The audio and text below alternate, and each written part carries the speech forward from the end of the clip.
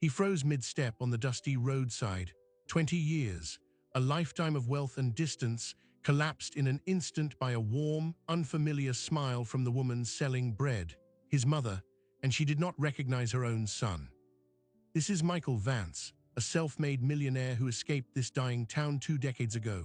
He built an empire on the principle of leaving the past behind. But now, facing the vacant kindness in his own mother's eyes, he is forced to ask a devastating question: what did those years of abandonment truly cost? The answer lies not in a single moment of betrayal, but in a slow, silent unraveling he never saw coming. Her story is one of quiet erosion. Elena Vance raised Michael alone in that small, fadding house after his father left, working a dawn-to-dusk shift at the now-shuttered textile mill. Her world was measured in bus fares, discount groceries, and the relentless arithmetic of survival. Every spare penny was funneled into one dream: her son's escape.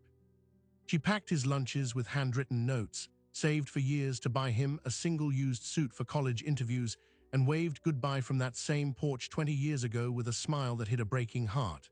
His path was forged in reaction to hers.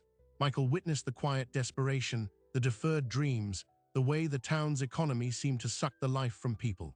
He vowed never to be vulnerable. He used his scholarship not just as an education, but as a weapon. While Elena patched worn-out clothes, Michael mastered corporate mergers. While she tracked every dollar, he learned to move millions. He built Vance Capital from a dorm room idea into a private equity firm with a portfolio worth over $200 million. His identity became his success, his past, a liability to be managed. For years, the arrangement felt clean. He sent monthly checks to an account he never checked, a dutiful transaction he mistook for connection. He was building a legacy, or so he told himself. But legacy for whom? The reality of Elena's life in his absence was a slow, silent crisis. The mill closure plunged the town into deeper poverty. Isolation set in. Research now shows that sustained economic hardship is a direct contributor to accelerated cognitive aging. The very struggle Michael fled had a physiological cost. The monthly checks arrived, but they couldn't buy back the social connections that faded or halt the lonely progression of time. She stopped cashing them 3 years ago. The bank statements piled up unopened in a drawer. She'd taken up baking, selling loaves at a roadside stand not for profit, but for a sliver of human contact. This was the life Michael's wealth had failed to touch. His own world, meanwhile, was a gilded cage. His lavish penthouse felt sterile. His relationships were transactional. The relentless drive that built his fortune had left him emotionally isolated, a fact he confronted only in rare, unguarded moments staring at a city skyline that felt no more like home than the town he'd abandoned. The catalyst for his return was not guilt, but business. A lucrative deal to acquire and dismantle the last functioning factory in his hometown, a deal that promised millions. He saw it as the final, ironic severing of his roots, turning the source of his childhood pain into pure profit. He flew in on a private jet, intending to be in and out in 24 hours. The visit to the old house was an afterthought, a piece of personal closure to be neatly filed away before the board meeting. He expected to find it empty or occupied by strangers. He did not expect to see his mother, her back to him, carefully arranging loaves on a rickety table by the road. The shock was visceral. The tailored suit, the luxury watch, the entire armor of his success meant nothing in that dust. He approached her, his heart a drum in his chest, rehearsing a greeting that died on his lips. She turned, and her eyes, the same warm brown he remembered, settled on him with the polite, detached kindness one offers a passing tourist. "A fresh loaf for the road, sir?" she asked. That question, so simple, so utterly devoid of the seismic history between them, shattered his reality. The millionaire stood paralyzed, unrecognizable to the one person who once knew him best. In the agonizing silence that followed, his trained mind, capable of dissecting complex financial filings in seconds, scrambled for a single rational explanation. Was it a joke, a symptom of anger? But her expression held no malice, only a gentle, customer service warmth. It was then he noticed the details his brain had initially refused to process. The slight tremor in her hands as she offered the bread. The subtle confusion in her gaze when it lingered on his face a moment too long. The medical term for it is prosopagnosia, face blindness, a common and heartbreaking symptom of several cognitive conditions. The part of the brain that files away the faces of loved ones can simply stop working. For Michael, in that moment, It wasn't a clinical fact. It was an annihilation. He managed to mutter a no, thank you, and stumbled back to his rented car, leaving her smiling politely at his retreating form. From the driver's seat, he watched her world for an hour. He saw the occasional car stop, a brief exchange, her waving goodbye. He saw the profound solitude that wrapped around her between customers. This was not the dignified retirement his money was supposed to guarantee. This was something else entirely. Driven by a panic he couldn't name, he went not to his hotel, but to the county records office. He needed facts, data, something to ground the emotional freefall. What he found there in the cold, fluorescent light would redirect his entire mission. The public records told a stark, bureaucratic story. Elena Vance, last utility payment, over 18 months ago from a small savings account. Property tax, delinquent. Single name listed as an emergency contact, a woman named Clara Higgins, with a phone number that was now disconnected. There was no record of doctor visits, no medical files, no paper trail of care whatsoever. It was the portrait of a person slipping through the cracks, officially invisible. The factory deal, the board meeting, the millions in potential profit, it all evaporated from his mind. A new, terrifying objective took hold. He needed to know what was happening to her medically. He needed to talk to someone who knew. Tracking down Clara Higgins took the remainder of the day and most of his considerable resources. He finally found her not in their hometown, but in a modest apartment in a neighboring county where she'd moved to be closer to her own grandchildren. When he introduced himself at her door, her face, far from showing recognition, hardened into immediate distrust. "If you're another bill collector, you can turn right around," she said, arms crossed. "I'm her son," Michael said, the words feeling foreign and inadequate. Clara's eyes narrowed, studying the expensive cut of his coat, the polished shoes. A long, heavy silence stretched out. "Elena's boy," she finally said, her voice flat. 20 years late. She didn't invite him in, but she didn't shut the door. Standing on that worn welcome mat, Michael Vance, who negotiated with billionaires, pleaded with a weary retired nurse for information. And what Clara Higgins told him in the next few minutes would reframe his mother's smile not as a simple moment of confusion, but as the tip of an iceberg of neglect for which he was directly, catastrophically responsible. Clara Higgins didn't mince words. The check stopped 3 years ago, but the problems started long before that. She wasn't just forgetting things, Michael. She was forgetting you. She explained how Elena would talk about her son as if he was still in high school, waiting for the bus. How she'd set a place for him at the table every night for a year. Clara, recognizing the signs, had tried to get her help. But Elena, proud and terrified of losing her independence, refused. She said she couldn't be a burden, especially not to you with your important life. The words hit Michael like physical blows. Clara had done what she could, checking in, bringing food, until her own move made it impossible. The final break was a phone call 6 months ago. Elena had called her confused, asking for directions home from her own kitchen. Clara drove over to find the stove left on, a pot scorched black. She knew then it was beyond her. She made an anonymous call to Adult Protective Services. They came once, Clara said, her voice heavy with defeat, filled out a form, said without her consent or a family advocate, their hands were tied, and you were nowhere to be found. The system, designed to protect, had failed because the one person with the legal and financial authority to intervene was absent. Michael left Clara's apartment with a mission. He cancelled the factory acquisition, stunning his board. His entire focus narrowed to a single point, his mother. He hired the best neurologist in the state, Dr. Anya Sharma, and had her flown in. He arranged for a full battery of tests at a private clinic. Getting Elena, there was the first battle.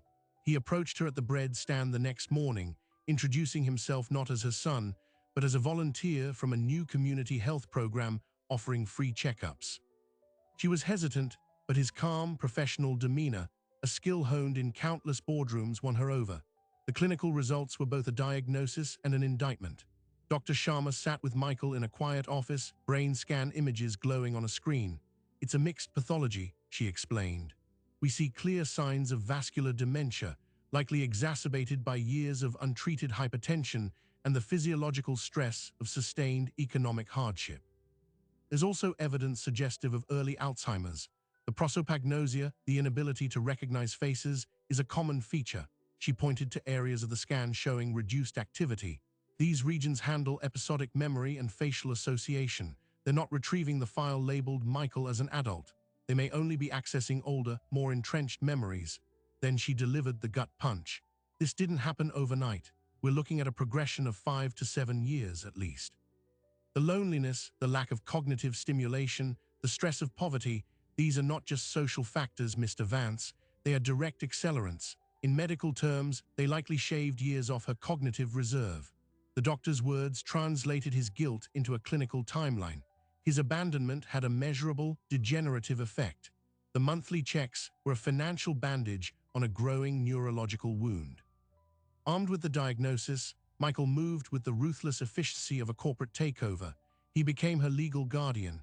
He paid off the back taxes and hired a live-in nurse named Rosa, a kind but no-nonsense woman who would ensure Alina's safety. He had the old house carefully repaired, wanting to keep her in a familiar environment. He visited daily, slowly, patiently, trying to rebuild a connection from ashes. He'd sit with her, looking at old photo albums. She'd point to a picture of him as a boy and say, "My Michael was such a good helper." She had no idea the man beside her was the same person. The psychological toll on him was immense. Research shows adult children in this situation experience a unique grief. The parent is physically present but psychologically absent, leading to a shattered sense of identity. Michael was living it. He was a ghost in his own mother's life. Then, a break.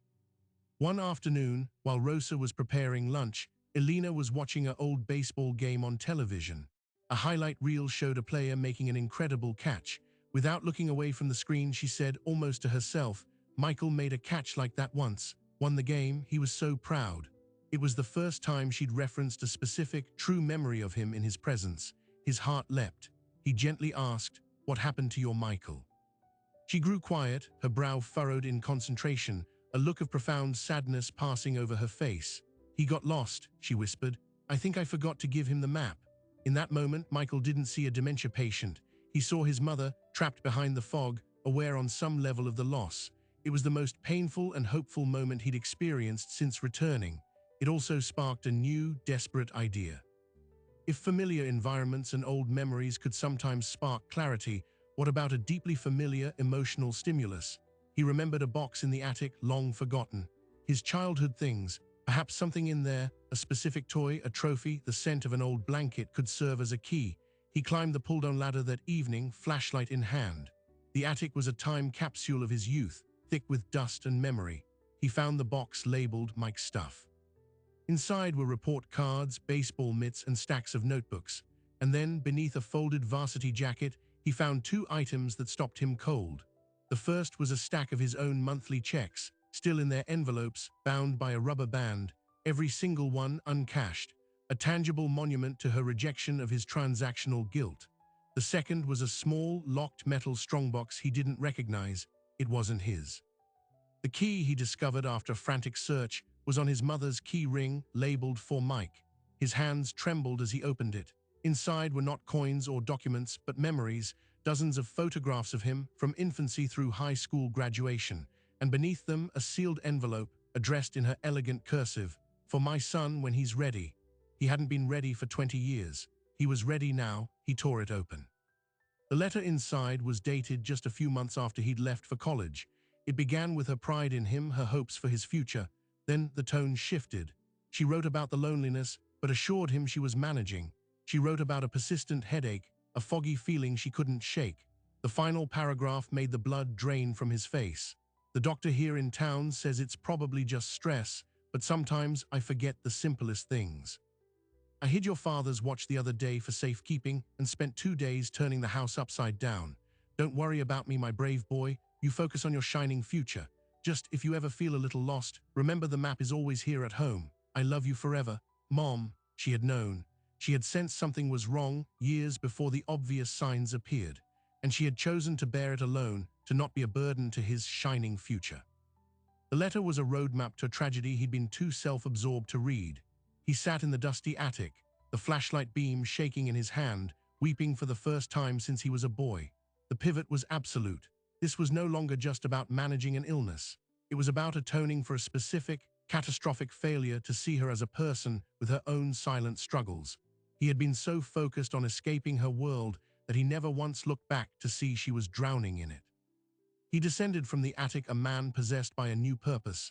He would not just care for her, he would try to reach her, using every clue this box provided. He would use the photos, the objects, the very scent of his old jacket. It was a long shot, but it was all he had. He began the very next day, bringing down the old baseball glove, oiling it, placing it on the coffee table. She picked it up, held it to her face, and inhaled deeply. A faint, confused smile touched her lips. "Smells like the game," she said. It was something. Meanwhile, in the background, the consequences of abandoning his corporate life began to surface. His partner David had been covering for him, but pressure from investors was building. David's calls, once supportive, were becoming terse, edged with panic. "Michael, you need to get back here. The vultures are circling. They're saying you've had a breakdown. If you don't show your face at the quarterly meeting in 48 hours, I can't hold them off. They'll vote you out."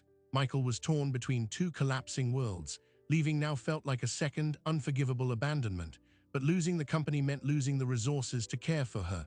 He was trapped. He made a decision. He would fly back for the meeting, assert control, and return within 72 hours. Rosa assured him she could manage. He booked the red-eye flight, his mind already strategizing the boardroom battle. The night before he left, he sat with Alina on the porch swing, the old glove between them. The setting sun washed everything in gold. For a long time they sat in silence. Then she reached over and patted his hand. "You're a kind man," she said softly, "always helping." He swallowed hard. "I'm trying to." She looked out at the overgrown yard, her eyes distant. "My son was a kind boy," she said. I hope he found people who are kind to him."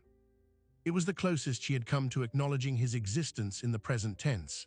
He boarded the plane the next morning with that sentence echoing in his heart, a fragile talisman. The board meeting was a war zone. His prolonged absence had been framed as instability. Rival factions, smelling blood, were pushing for his temporary removal.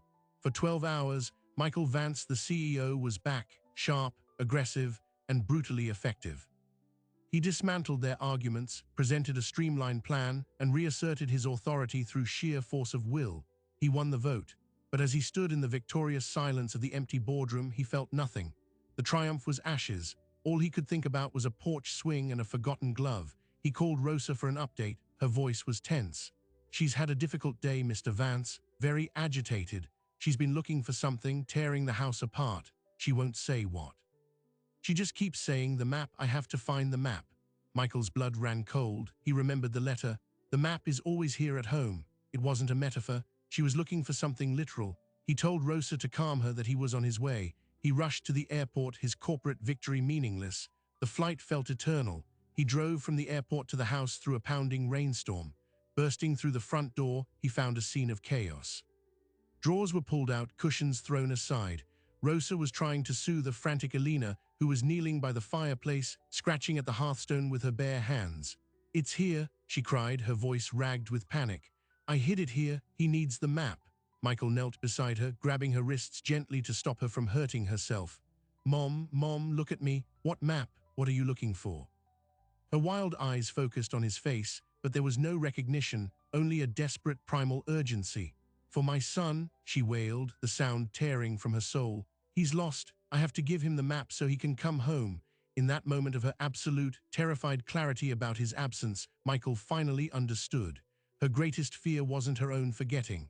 It was that he was lost because of her. Her deteriorating mind had fixated on this one tangible task, finding the way for him to return. The tragedy was complete. He held her as she sobbed, rocking her gently. "It's okay," he whispered, his own tears mixing with the rain on his coat. "He found his way home, I promise." It took an hour to calm her, with the help of a mild sedative prescribed by Dr. Sharma. Exhausted, she finally slept. Michael sent Rosa to rest. He sat alone in the wrecked living room, surrounded by the scattered pieces of their lives. The storm outside mirrored the tempest in his mind. He had to make a choice, and there was no middle ground. He could not split himself between these two worlds any longer. One would consume the other. As dawn broke, painting the messy room in pale light, his phone buzzed. It was David. The tone was different. Grim. "Michael, we have a problem, a big one. While you were in the air, someone leaked a story to the financial press. They're running a piece tomorrow. The headline is, 'Vance Capital's CEO abandons firm for secret family crisis.' They've dug up your guardianship filing. They're framing it as proof of your instability. The board is reconvening in an emergency session at 9 a.m. Your victory yesterday is gone. This is a hostile move, and it's coordinated." Michael didn't respond. He was looking at a photograph that had fallen out of the overturned drawer. It was of him and his mother at his high school graduation, her face beaming with pride. He looked at the determined, hopeful boy in the picture and at the weary, lost woman sleeping down the hall. The distance between those 2 points was the story of his life. He knew what he had to do. It would cost him everything he thought he'd built. But for the first time, he saw clearly what everything really meant. He ended the call without answering David. He had a more important call to make. He dialed Dr. Sharma's private number. When she answered, he didn't bother with greetings. "We're doing the procedure," he said, his voice steady, "final, the one we discussed. The deep brain stimulation trial. You said it was high risk, but it's the only thing that might reverse some of the functional loss, maybe improve memory retrieval. We are doing it. Schedule it as soon as possible." Dr. Sharma was silent for a beat. "Michael, the success rate is under 40% for her profile. The risks are significant: infection, hemorrhage, worsened symptoms. Are you sure?" "I'm sure," he said, watching the sunrise. "She spent her life fighting for me. It's my turn to fight for her, even if the odds are bad." Hanging up, he then drafted a single email to his entire board and the press office. Contained only 2 sentences. "I'm stepping down as CEO of Vance Capital, effective immediately, to focus on a pressing family medical matter. My full attention is required where it should have always been." He hit send. The die was cast. The empire was abandoned. He walked down the hall and sat in the chair beside his mother's bed, watching her sleep, preparing to face the storm his decision would unleash. He had just handed his enemies his entire professional life on a silver platter. And he had no idea that his mother's fragile mind, on the eve of a dangerous surgery, was about to reveal one final, devastating secret that would make all his sacrifices seem like just the beginning of the battle. The backlash was swift and vicious. Headlines declared him unstable. The stock of his former company plummeted. Former allies distanced themselves. David, now interim CEO, called one last time, his voice a mix of pity and frustration. "You threw it all away, Michael. For what?" Michael didn't have an answer that would make sense in a boardroom. He hung up and turned his phone off. His world now was the quiet house, the medical equipment being delivered, and the terrifying countdown to the procedure. Dr. Sharma orchestrated everything from a distance, mobilizing a surgical team to the regional hospital, transforming an ordinary operating room into a state-of-the-art lab. Michael signed waiver after waiver, each one outlining a new horrific potential outcome. Stroke, permanent memory loss, coma. He signed them all. In the quiet before the storm, he tried to prepare Elena. She was calm, almost serene, her earlier agitation gone. The evening before the surgery, as Rosa helped her pack a small bag, Elena turned to Michael and said, "You'll take care of my things, won't you? The important box is under the floor." Michael assumed she was confused, referring to the attic strongbox he'd already found. "I have it, Mom, it's safe." She shook her head with unusual clarity. "Not that one, the other one, in my room, under the board." Before he could press her, Rosa gently steered her away to rest. Michael dismissed it as a fragment of a confused mind. The next morning at the hospital, the atmosphere was tense with focused energy. As they prepped Elena, a cheerful nurse went through the standard pre-op checklist. "Okay, Elena, just a few questions. Can you confirm your date of birth for me?" Elena gave it correctly.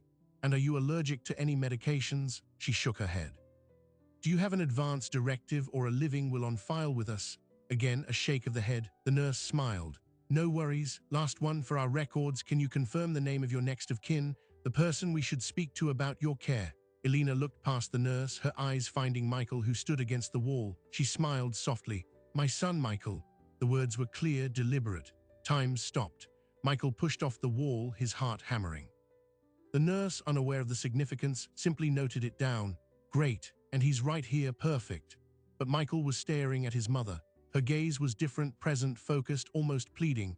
It lasted only 3 seconds before her eyes clouded over again, returning to their usual distant softness. But it had happened.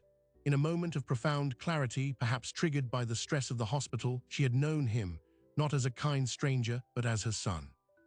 It was a fleeting miracle, and it shattered him. It proved the person he loved was still in there, trapped. It made the coming risks feel 1,000 times more terrifying. He kissed her forehead as they wheeled her away, a sob caught in his throat.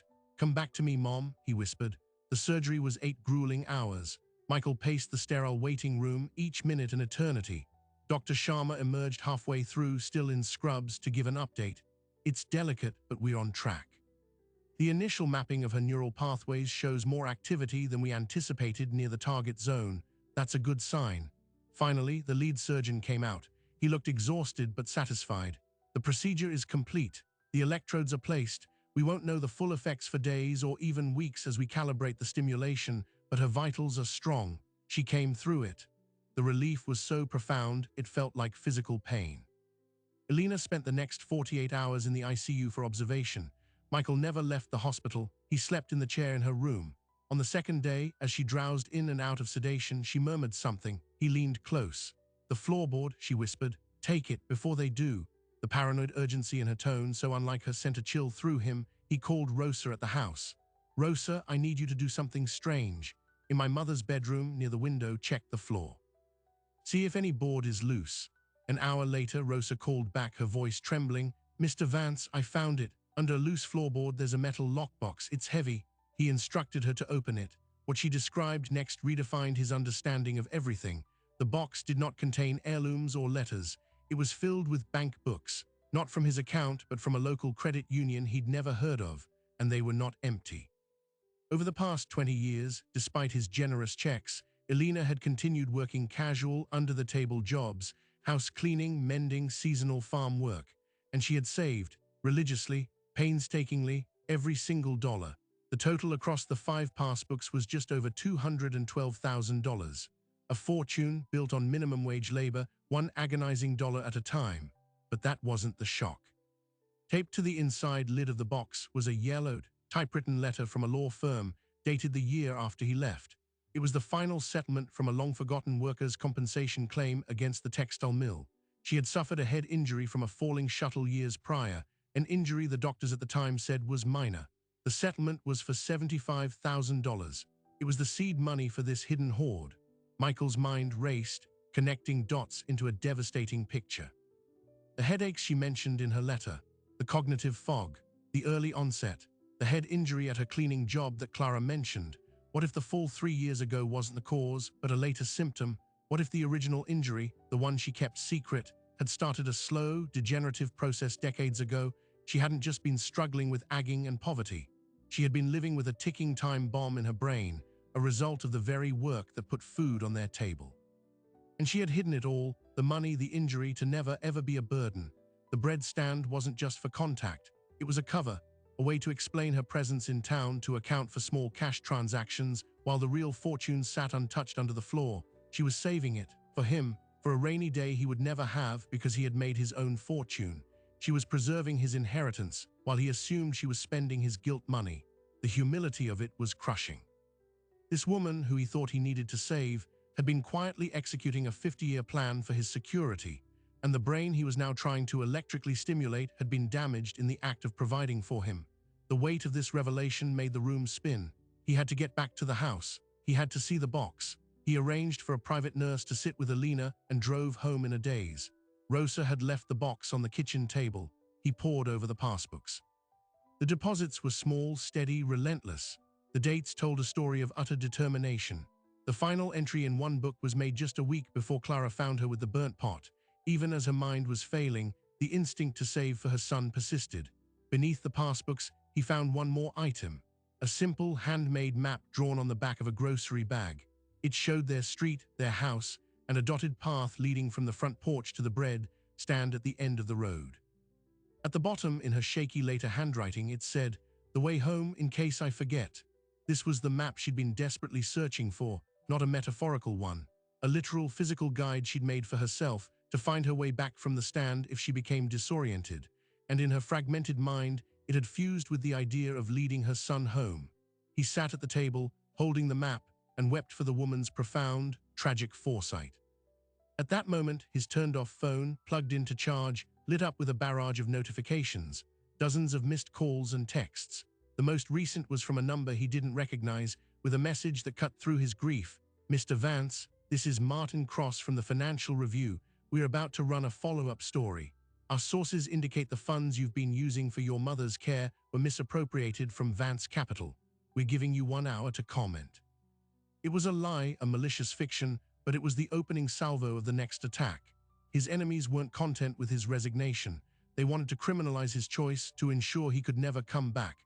They were going after the one thing he had left, his ability to pay for her care. He had the hidden money, but if they froze his assets, launched an investigation, it would be a nightmare. He had to act fast. He called David. This time, David answered with cold formality. Michael. David, they're planting a story about misappropriation. It's false. You know it's false. Do I? David replied, his tone icy. The board is conducting a forensic audit. Your sudden departure right before a major deal looks suspicious to them, and your personal spending has been erratic. Michael realized with a sinking heart that David wasn't an ally anymore. He was protecting the company, and that meant distancing himself from the liability Michael had become. You have 24 hours of goodwill left, Michael, David said. After that, I won't be able to stop them from filing a civil suit to claw back lost assets. I suggest you get a very good lawyer. The call ended. The walls were closing in. The medical battle had just been joined by a legal war, and he was alone. He drove back to the hospital, the lockbox on the passenger seat. He needed to be near his mother. When he arrived, Dr. Sharma was waiting for him. Her expression was unreadable. We've begun the initial low-level stimulation, she said. Her brain activity is responding. But Michael, there's something you need to be prepared for. When we activate these regions, we're not just turning on memories. We're turning on everything stored there, emotions, trauma, unfiltered thoughts. The next few days may be volatile. She may say things that are confusing or painful. He nodded, bracing himself. He entered her room. She was awake, propped up, a bandage around her head. Her eyes tracked him as he entered. They were alert but filled with a deep, unsettling sadness. He took her hand. Hi, Mom. She looked at him for a long time, then her face crumpled. You left, she said, her voice a raw scrape. You left and I was so scared for you, all alone. It wasn't the voice of the present. It was the voice of the past, a memory surging to the surface with surgical precision. She was reliving the day he went to college. I'm right here, Mom, I came back. She shook her head, tears streaming. No, you have your big life, don't look back. Promise me you won't look back. She was reciting her own long-ago plea to him, the one she'd written in the letter. The stimulation was pulling the past into the present, raw and undigested. For the next 2 days, it continued in flashes. She'd be her current, gentle self, then a wave of clear, painful memory would hit. She spoke of the loneliness, of hiding her headaches, of the shame of the workers' comp claim, fearing it would make her look weak. She spoke of watching his car disappear down the road. Each confession was a knife twist. Michael realized Dr. Sharma was right. This wasn't a cure, it was an excavation, and he was being forced to witness the full, unvarnished truth of the pain his absence caused. On the third day, a new memory emerged. She was agitated, gripping his hand. The money, she said urgently. They can't find it, it's for his fresh start. They can't take it. Who can't take it, Mom? The men from the town, the mill men, they said they'd make trouble if I took the settlement.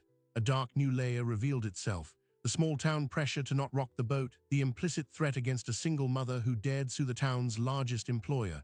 Her secrecy wasn't just pride, it was fear. That evening, as he struggled to process this, his new lawyer called. The situation was escalating. Board had filed for a temporary injunction, seeking to freeze his personal accounts pending their audit. They had a judge who was sympathetic. We have 48 hours to respond, Michael, the lawyer said. We need to demonstrate the funds for your mother's care are clean or they'll lock everything down. Michael looked at the lockbox. The hidden money was clean, but revealing it would mean exposing his mother's secret, her injury, her entire private struggle to the world. It would turn her into a headline. What if the money came from her? He asked quietly. From an old injury settlement and her own savings? The lawyer was silent for a moment. That changes everything, but we'd need proof, and we'd have to go public with it preemptively to kill their narrative. It's a trade, her privacy for your freedom. It was an impossible choice. Protect her secret and lose the legal battle, potentially losing everything, or expose her most private sacrifice to save himself. Sat by her bed as she slept, the hum of the hospital the only sound. He looked at her face, so peaceful in sleep, and knew there was only one answer. He could not use her as a shield, not again. He would fight them with the truth, but on his terms. He would not let them define her. He called the lawyer back. We're not running from the story. We're telling a better one. Draft a statement. We're holding a press conference in 24 hours, not at a law firm, here at the hospital. The lawyer was aghast. Michael, that's insane. You can't. I can, Michael said, his voice firm with a newfound resolve. The narrative they've built is of a greedy CEO stealing from his company. The true story is of a son caring for a mother who sacrificed her health for him. We show the passbooks. We show the settlement letter. We show the map. We show them what real strength looks like. It was a huge gamble. it would invite immense scrutiny into their lives. But it was the only way to reclaim the story from the vultures. As he began preparing, Dr. Sharma came to find him, her face grave.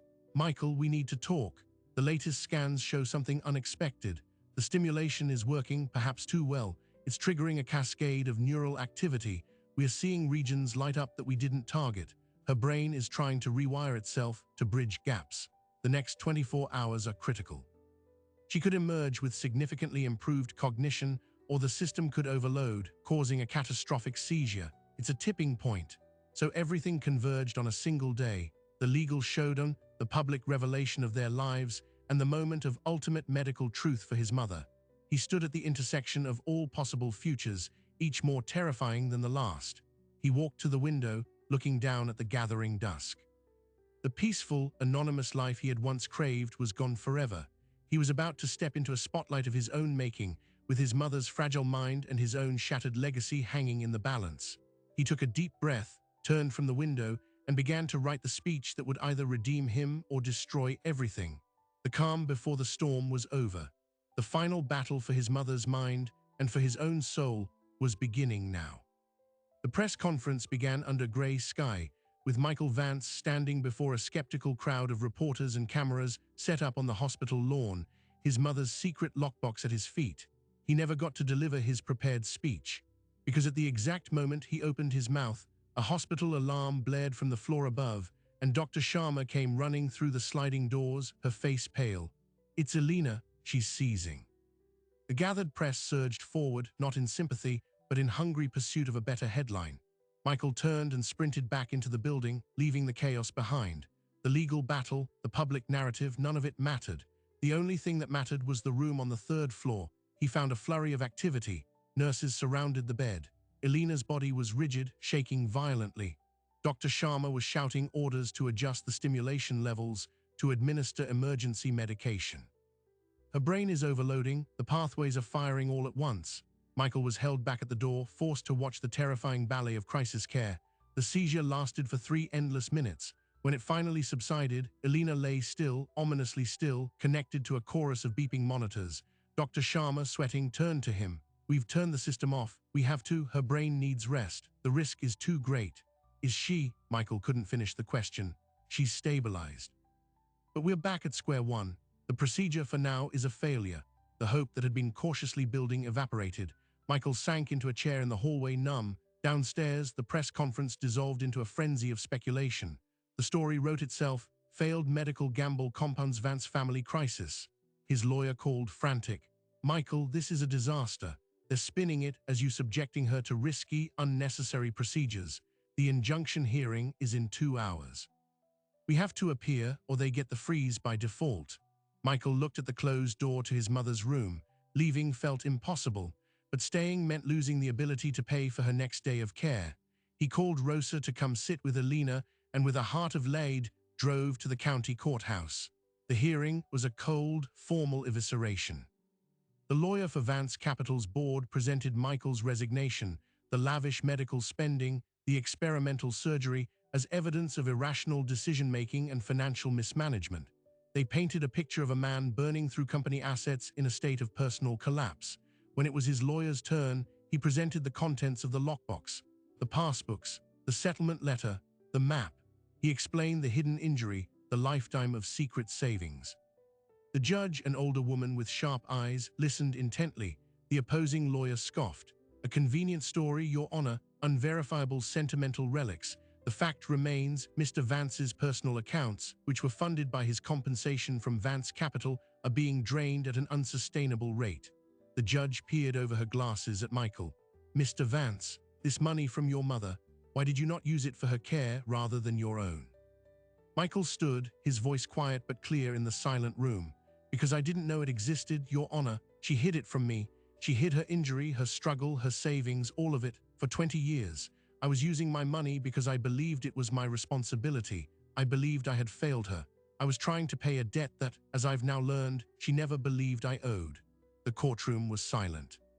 The judge studied him for a long moment, then looked at the photo of the handmade map entered into evidence. She tapped her finger on the bench. "The petition for a temporary injunction is denied," she said. The funds in question appear, preliminarily, to be Mr. Vance's personal assets, and his mother's separate assets are just that, hers. Furthermore, the court is not in the business of punishing a son for caring for a sick parent, even if the methods are unorthodox. Case dismissed. It was a stunning victory, but it felt hollow. He had won by exposing her completely. He returned to the hospital exhausted. Rosa met him outside Alina's room. "She's been in and out, very sleepy, but she asked for you by name." He rushed in. Alina was awake, gazing out the window. She turned her head slowly. Her eyes were clear but filled with a deep, weary sadness. "Michael," she said, his name, not a question, a statement. He approached, barely breathing. "Mom." "You came back," she said, her voice thin but lucid. "I told you not to look back." "I had to," he whispered, tears welling. "I was lost." She gave the smallest nod.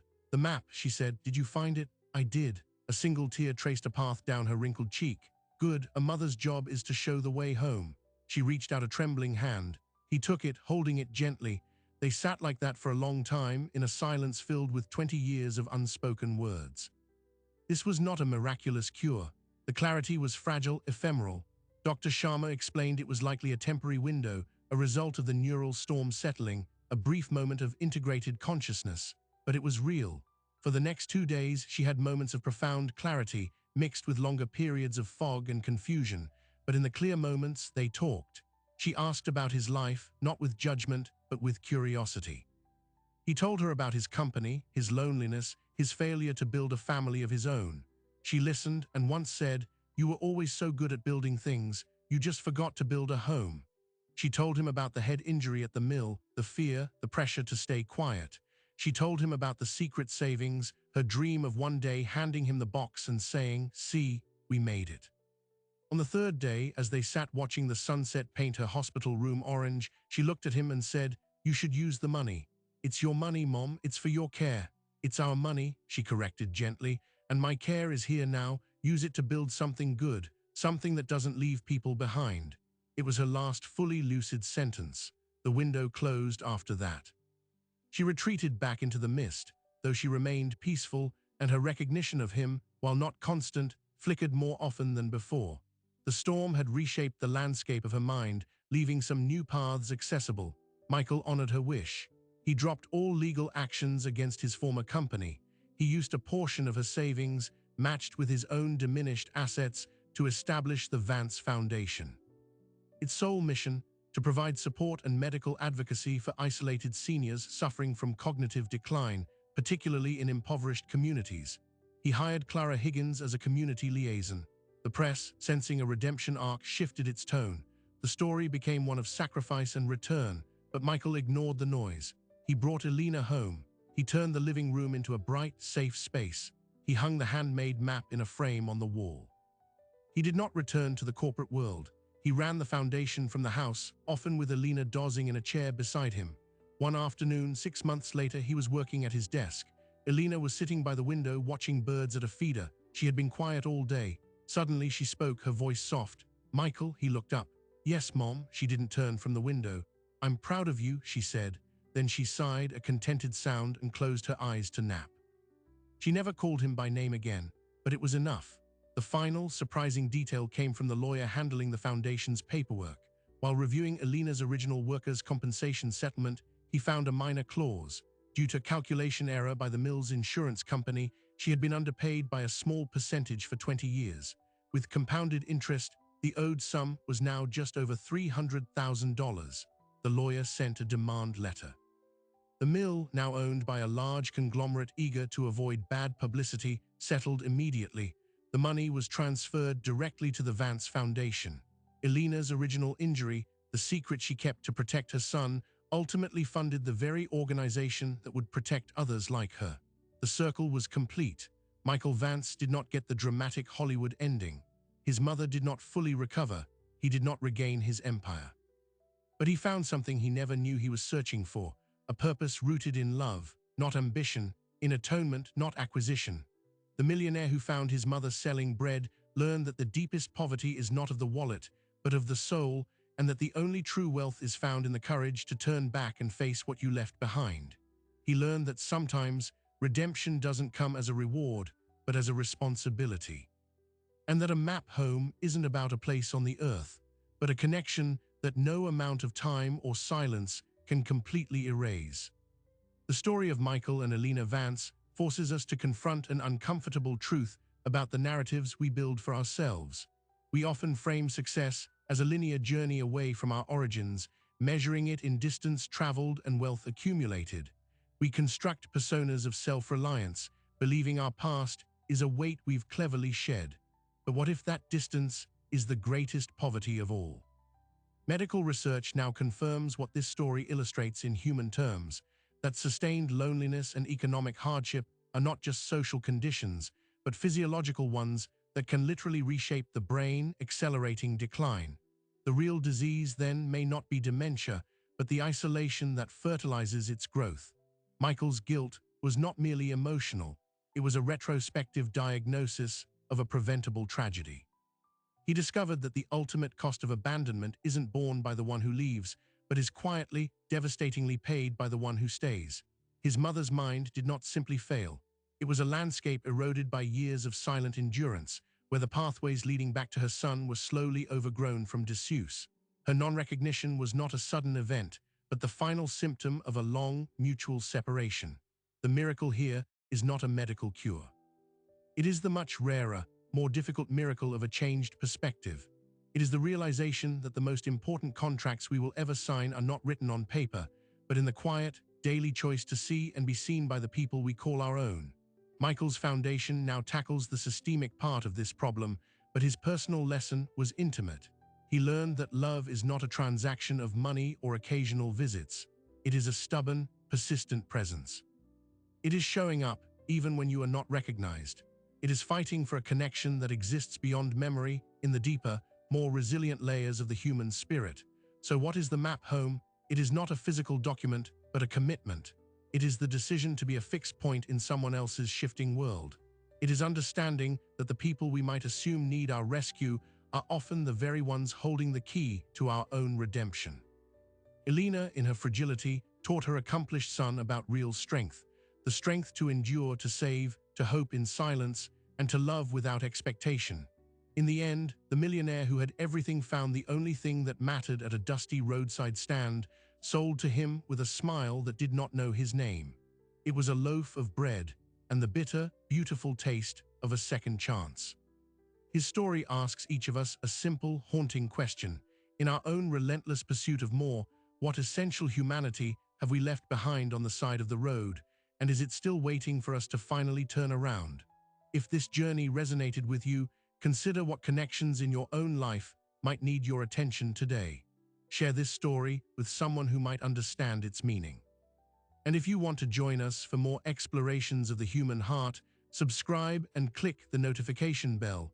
Your support helps us bring these important narratives to light.